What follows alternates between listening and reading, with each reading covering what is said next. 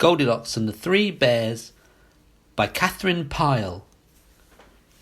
There was once a little girl whose hair was so bright and yellow that it glittered in the sun like spun gold.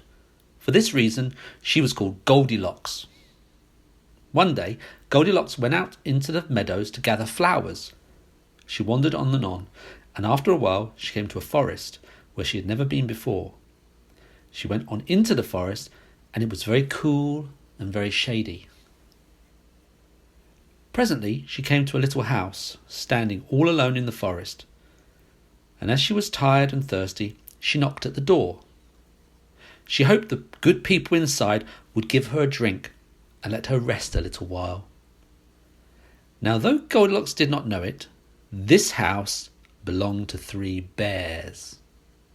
There was a great big father bear, and a middling-sized mother bear, and a dear little baby bear, no bigger than Goldilocks herself. But the three bears had gone out to take a walk in the forest while their supper was cooling, so when Goldilocks knocked at the door, no one answered her. She waited a while, and then she knocked again, and as still nobody answered her, she pushed the door open and stepped inside. There, in a row, stood three chairs. One was a great big chair, and it belonged to the father bear. And one was a middling-sized chair, and it belonged to the mother bear. And one was a dear little chair, and it belonged to the baby bear. And on the table stood 3 bowls of smoking hot porridge. And so, thought Goldilocks, the people must be coming back soon to eat it. She thought she would sit down and rest until they came. So first she sat down in the great big chair, but the cushion was too soft. It seemed as though it would swallow her up.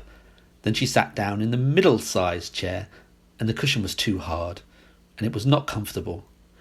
Then she sat down in the dear little chair, and it was just right, and fitted her as though it had been made for her.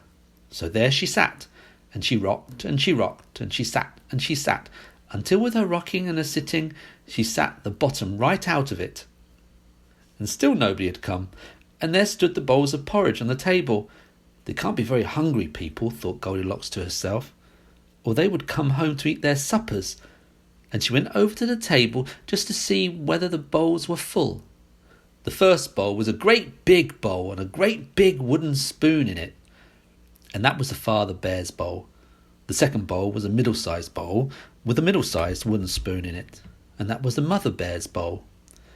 And the third bowl was a dear little bowl with a dear little silver spoon in it, and that was the baby bear's bowl. The porridge that was in the bowl smelled so very good that Goldilocks thought she would just taste it. She took up the great big spoon and tasted the porridge in the great big bowl, but it was too hot. And then she took up the middle-sized spoon and tasted the porridge in the middle-sized bowl, and it was too cold. Then she took up the little silver spoon and tasted the porridge in the dear little bowl, and it was just right. And it tasted so good that she tasted and tasted and tasted and tasted until she tasted it all up. After that she felt very sleepy, so she went upstairs and looked about her, and there was 3 beds all in a row. The first bed was the great big bed that belonged to the father bear.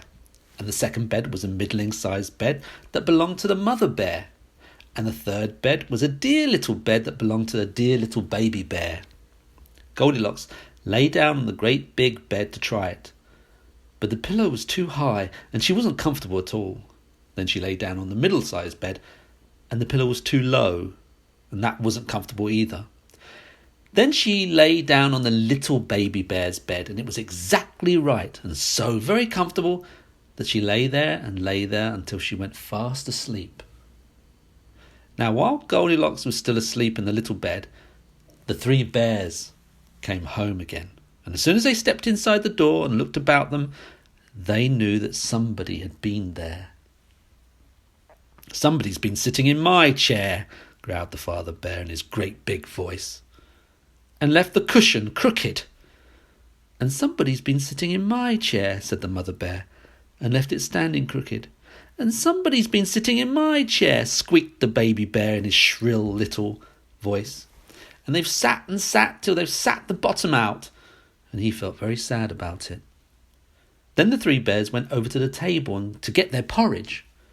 "What's this?" growled the father bear in his great big voice. "Somebody's been tasting my porridge and left the spoon on the table."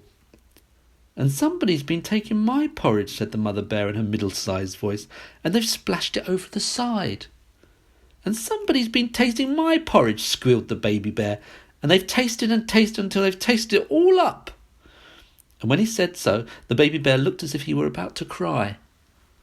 If somebody's been here, they must be here still," said the mother bear. So the 3 bears went upstairs to look. First the father bear looked at his bed. "Somebody's been lying on my bed and pulled the covers down," he growled in his great big voice. Then the mother bear looked at her bed. "Somebody's been lying on my bed and pulled the pillow off," said she in her middle-sized voice. Then the baby bear looked at his bed, and there lay little Goldilocks with her cheeks as pink as roses and her golden hair all spread over the pillow. "Somebody's been lying in my bed," squeaked the baby bear joyfully, "and here she is still." Now when Goldilocks in her dreams heard the great big father bear's voice, she dreamed it was the thunder rolling through the heavens. And when she heard the mother bear's middle-sized voice, she dreamed it was the wind blowing through the trees. But when she heard the baby bear's voice, it was so shrill and sharp that it woke her right up. She sat up in bed, and there were the 3 bears standing around looking at her.